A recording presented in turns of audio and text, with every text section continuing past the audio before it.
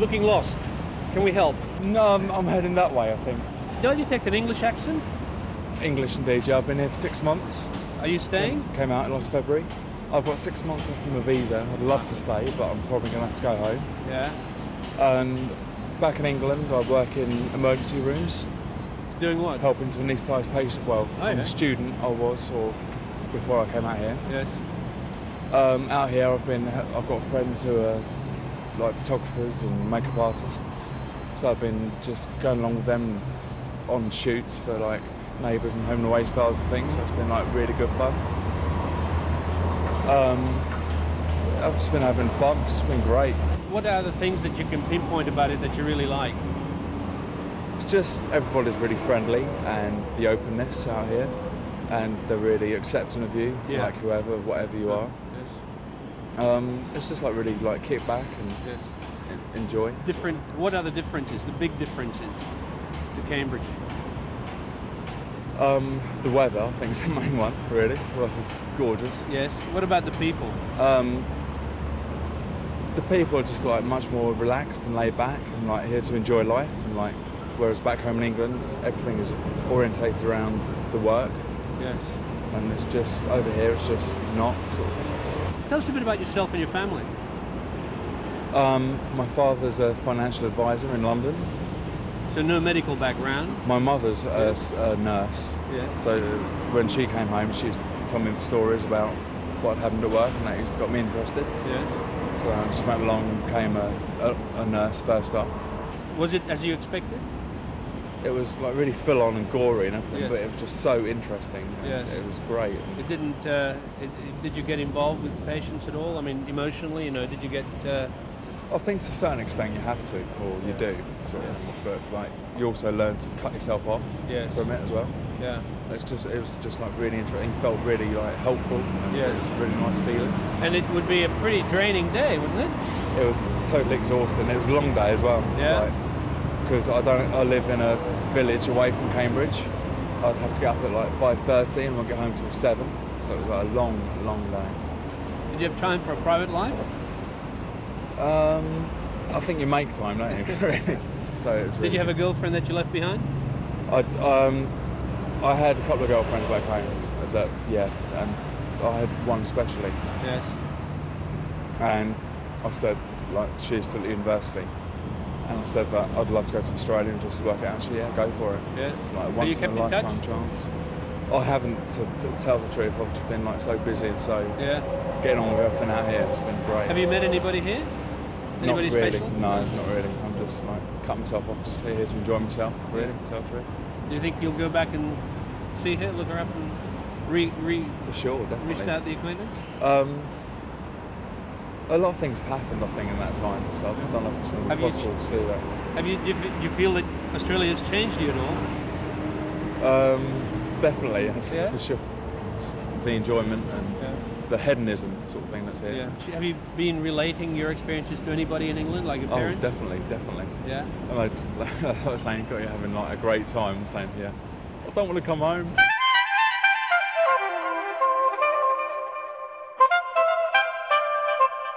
In the middle of doing 1,000,001 things at the moment, actually. 1,000,001 things. Can you tell us about some of them?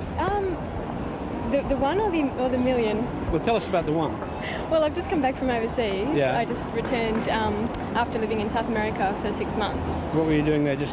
Well, I'd sort of gone over to visit a pen friend, initially for 3 weeks, and we'd just been writing for a few months, and when I arrived, she turned out to be something different as to what I expected. Really? Yeah. How different? Good different? Bad different? Very bad different, actually. Oh. When I arrived, I sort of couldn't work out what the situation was or where I stood. And the girl I was staying with, she spoke English quite well, but the mother and her would have arguments in front of me with my name interspersed like in between, and I knew that they were talking, but it was in extremely quick Spanish. Her mother was extremely sort of very dogmatic, didn't speak any English, and I don't think she sort of expected me to be there for 3 weeks, and so I was treated really sort of badly. What a shame. And it was sort of like a very difficult experience because at the time my Spanish was terrible. In the end, I was sort of told to leave, and so I picked up my backpack and had to work out where I was going. And where did you go? Well, I decided that I didn't want to come back to Australia with my tail between my legs because I'm sort of 24 and I felt almost I had something to prove, probably more to myself than to people back home. So I decided to sort of launch myself out and give myself 2 weeks to see if I could find a job, some form of accommodation, and sort of make a life. But where was this? This was in Argentina, in Buenos Aires. In Buenos Aires. Yeah. So you walked out of there with nowhere to stay? No, I went to a youth hostel for 2 days and went through the paper and rang the landlords in really terrible guttural Spanish. Can you imagine? I didn't understand half of what they were telling me, so I'd wind up to these places knowing the address but not knowing like, you know, one-armed men standing at the door, and it was just shocking because I've been very protected and I'd sort of really opened your eyes. Yeah, but it was good for me because it made me realise that I needed the challenge, and to actually be able to climb the summit and to achieve something, it gives you incredible power, self-empowerment. And did you ever get in? I mean, so how long you found somewhere? I obviously found somewhere in the centre, which was perfect, and then the next day I went around looking for jobs, and I found 5 jobs in one day because native speakers of English over there I just really wanted. Any experience of teaching English before? No, I'd done a university degree, and that's all I was really required to do for that particular institute. But there were other institutes that required you to have the particular qualification, which I've decided now I've come back. I had an accident and I had to come back, and so now I will go back next year with this qualification and get something which pays a lot better. And how long did you stay there? I stayed there for 6 months, and then I had an accident. I fell into a pothole and sprained my ankle in a pothole. Walking, because the footpaths of Buenos Aires are huge chasms, you know, it's incredible. And I fell down one and sprained my ankle and went to the public hospital, and they diagnosed the sprain as a break, and so he put my leg in plaster for a month, and when the plaster came off, my leg was blue, inflamed, and I stayed there for 3 more weeks. There was no improvement. The British hospital couldn't help me for another 3 weeks. They were too busy. And so then the doctor came to pay me a house visit because I was so worried. And he turned out to be sort of a bit lascivious and a bit of a Lothario, and he was wanting more than... So it was just terrible. He wanted to look at more than your ankle? Oh, absolutely. He arrived carrying sort of condoms in his first aid kit, not a stethoscope. So I had to deal with that situation. And you did, all right? Well, I did. I think if you have a sense of humour in South America, you survive, because otherwise you have a lot of trouble dealing with the mentality of the Latin American men, because they really love women. It's like the Italians, and if you take offence, there's no point you being there. So you have to be able to sort of take the grain of salt and actually laugh it off. But the Argentinian women are absolutely gorgeous. But the situation there is that they have this heavy come on, but they take the knockbacks. That's right, but they take the knockbacks without an aggressive turnaround. They're sort of like he just slithered out the door into the darkness. Okay, so that was that. Didn't work. Hasta luego, ciao, and that was it. So then but your leg was still blue. My leg was huge. It was fat as all hell, and I'm quite athletic sort of person, and I hadn't been able to do exercise for about, after the accident, 3 months all up. So I came home, and then I was diagnosed with having blood clots all the way up my leg, all up the thigh, and so then I realised how dangerous the situation actually had been, because I think I relied purely on gut instinct to come home, because I'd had a terrible visions of gangrenous limbs and machetes, and I decided to return. You got the message. I got the message. I listened to my dreams. I think they tell the truth. So when you say you came home and went into family, mum and dad? Back into the cocoon sort of thing, because I tried to escape that, because we've got a very close family, and I felt restless. That's why I went overseas, and I knew I had to sort of almost put myself on the line and work out who I was and do all that soul-searching stuff you do when you sort of hit your 20s. What sort of person am I? Well, and because I went to a private girls' school, and I find that they tend to almost brand you as a certain person, and the people who've known you since day one know you as a certain person, but that might not be who you really are. So I almost had to work out what made me happy. Do you feel different towards your family now? I do view them in a different light. I'm a bit more perhaps impatient, actually. Because I know that there are things I could be doing, and I think I sometimes blame them for holding me back, when it's more my self-perception, the way I view it, and it's a matter of changing that. So I'm trying to do that at the moment, but I refuse to move out just for the sake of moving out because it's I'm in a financially tenuous situation and I can't do it, so I won't do it on principle. After I was diagnosed with the clots and I worked out I couldn't go back until next year because all my stuff's still over there. I've got bloody everything over there. Where? In Buenos Aires. But where? It's stored in somewhere? Well, it sort of like was in an apartment, and a friend of mine was still paying the rent for every month. And ultimately, the landlord finally said, "Look, we can't hold on to the room any longer." He was 80. He was really sweet, and he did it out of the goodness of his heart. And I'm not sure where it is now because I've been emailing my friend frantically for 2 weeks and he hasn't responded. And I've got a mountain of stuff because I thought I'd only be coming home for 2 weeks and go back again. I was quite unrealistic about the whole thing, but I didn't want to face the inevitable. What about you and relationships and men? Did you meet any in Argentina? Over there I did. I mean, obviously you met some over there. Any that he you didn't wanted? speak any English, which was amazing because it's funny how you can still understand or communicate with people without actually having to speak the words. You still understand if you... It's called... in Spanish there's an expression, "ay piel," as in their skin, and sometimes with people you just get on and you click, or it goes like this and it just doesn't work. Yeah. Well, with him it was amazing. Andres was incredible. Yeah, because my Spanish is so awful now because I've been back for 3 months and haven't practiced it as I should. I'm finding it very hard to actually write a letter which says all that I would like to say because, the poor guy I left and he thought I'd only be gone for 2 weeks and, I haven't been back and so I can sort of, I hate to think what he's thinking. Was it a full-blown romance or not yet?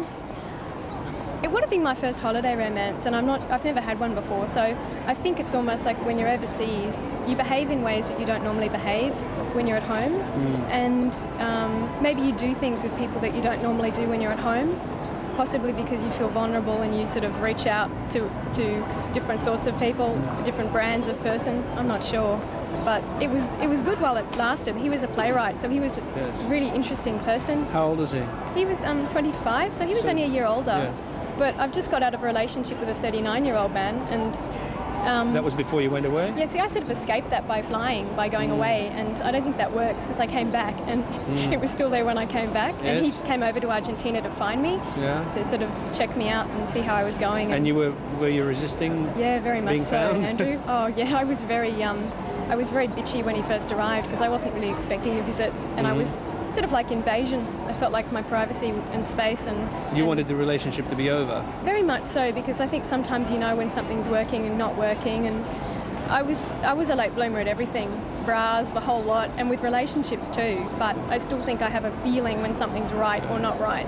How did you get into a relationship with a man that much older, well, 15 years older? It was just purely through a dinner situation with a group of friends, and we sort of clicked, but I think it was probably more a physical chemistry, and that's what really took it off. How long did it last?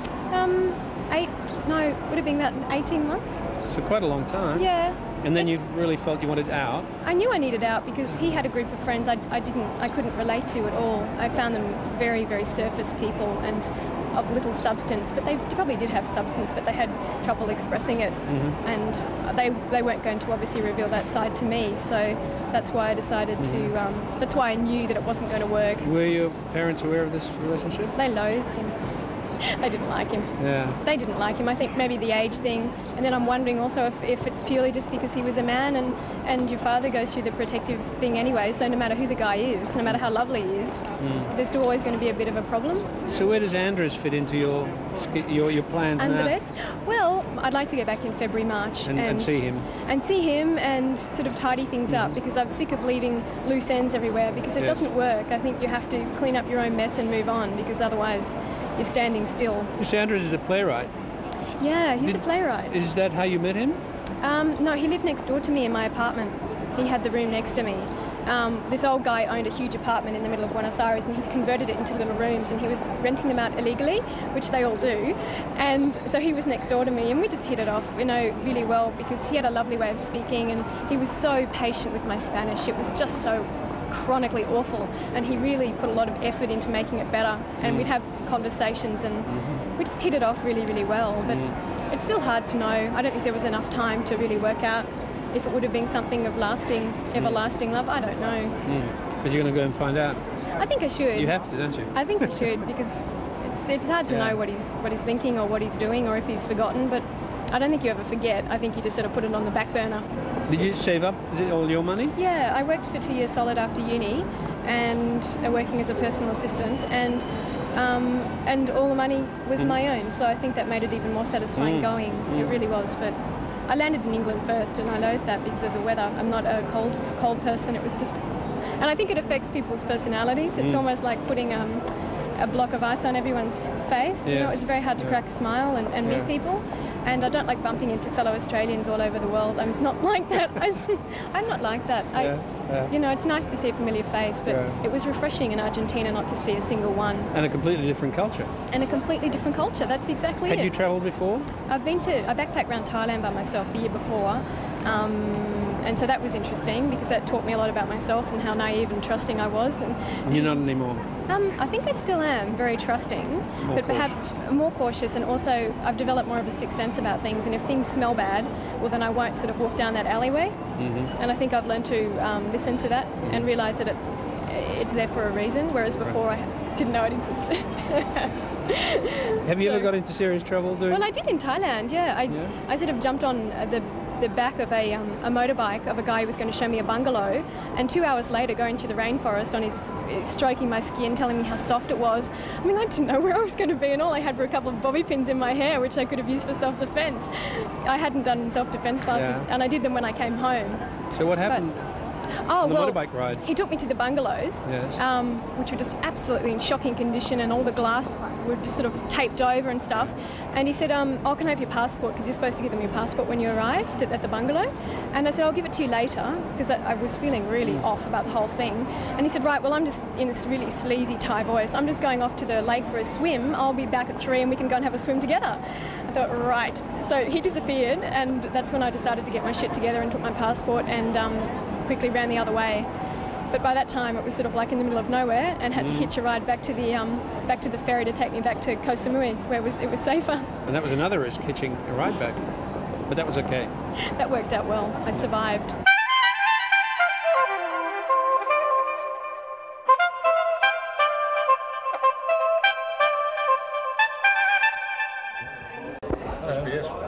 Yes, mate. Oh. My name's Andrew. Yeah, Andrew. Your name is? Dennis Giddos. Dennis. John Bryden Brown. How are you? John, how do you do? Do you live here? Yes, just around the corner. You're both part of the community? I used to live here. You don't live here now? No. Sometimes, only about once a month every year. Dennis and I have been friends for 60 years, so he comes up periodically to see all the old sites, including me. How long have you been here? 14 years now, yeah. Did you come here to retire, to escape? Escape, yes. I used to be in the television industry, and I thought the best place to come is where they'd never heard of television, so I kept walking, and eventually I found Kinkin. So I've been here ever since. And they still haven't found television? No. You're the first one. Congratulations. Did you come up here with family, with your wife? No, but I've got a daughter here now. The children have gradually followed, have they? Come and stayed for a while, gone back, but I've got one daughter here, yes. Are you divorced? Oh, yes, yes. So you're a single man in Kinkin? That's right, yes, and poor and penniless, yeah. I've got a very rich ex-wife and a very poor me, you know. You think back and say, why did I do it? You know? Yeah. But only did it once? 3 times. You did it 3 times? You're a slow learner. Told you I was in television. What did you find here? You know, when you came here, you bought a house? Initially I did, yes, but the circumstance I had to sell it eventually to pay some of the old debts off. So now I'm renting. I'm just living around the corner. But no, what you found here is friends. I've got more friends here. In fact, every single person here virtually is a friend in this hotel than I ever had in my life. You know? It's wonderful. It's like family. And this gentleman is one of them? Yes, no. Yeah, we went to Sunday school when we were 4.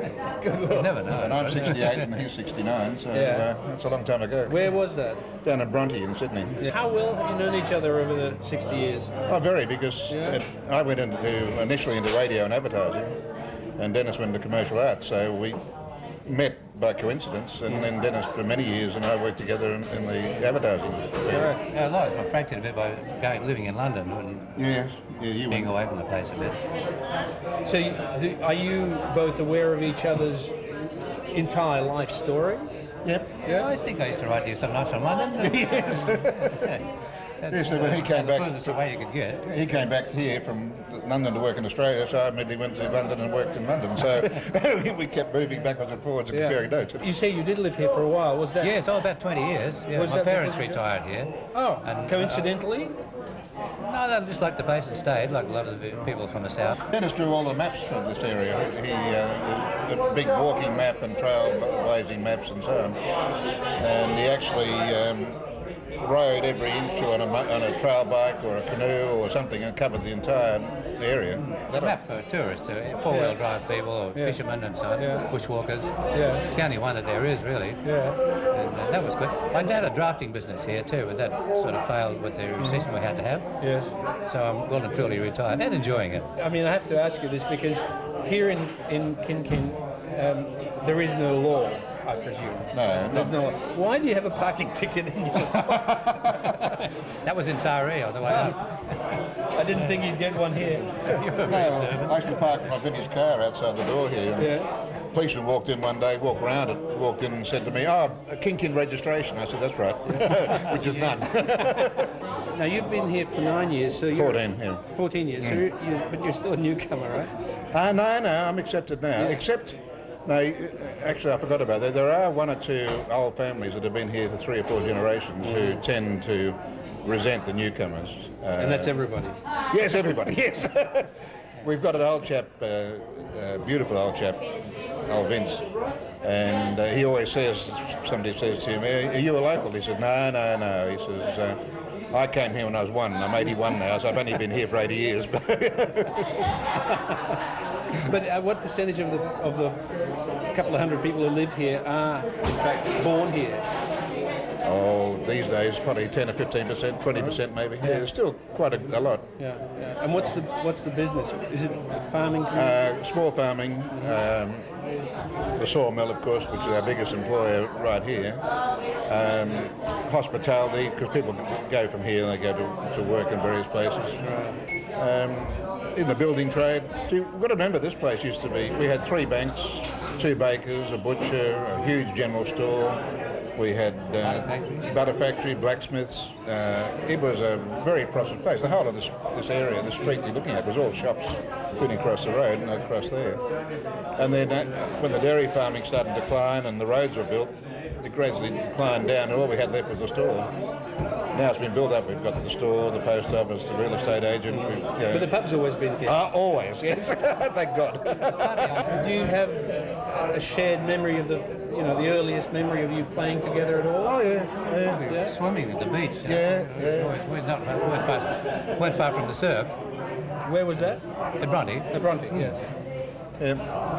Yes, no, it's funny, but I mean, the old days, as you get older, of course, the old days get more and more clear, and it's a bit scary actually. Cause You're now remembering things from what your teens and early. Yes, Walk around with cars and go to Bathurst to watch the road races.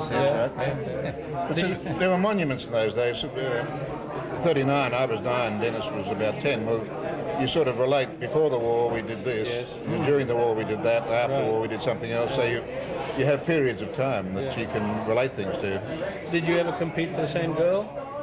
No. I don't think so. We knew a lot of the girls around the place. Actually, Dennis told me the other day that I was looking at an old photo the other day, and there we are on Bronte Beach, this absolutely raving, fabulous girl, and I was thinking how beautiful she was, and I thought, God, she's nearly 70 now. Dennis said, I saw, she married a friend of ours, and Dennis saw the friend the other day, so he didn't see the wife though. You've got to go and find out what she looks like at the age of 70. In a small community like this, you know everybody and everybody knows you. No secrets. No secrets. No.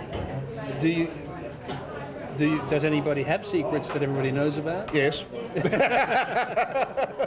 Yeah, we know who's, being friendly with whom and so on. And it doesn't make any difference? No. People still behave like human beings? Yeah, exactly, and you don't have to keep a secret, which is lovely.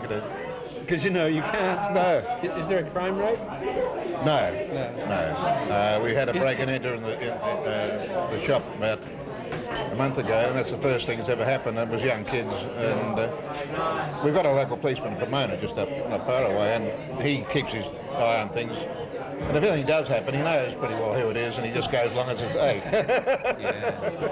And with a boot as well. No, it's old-fashioned.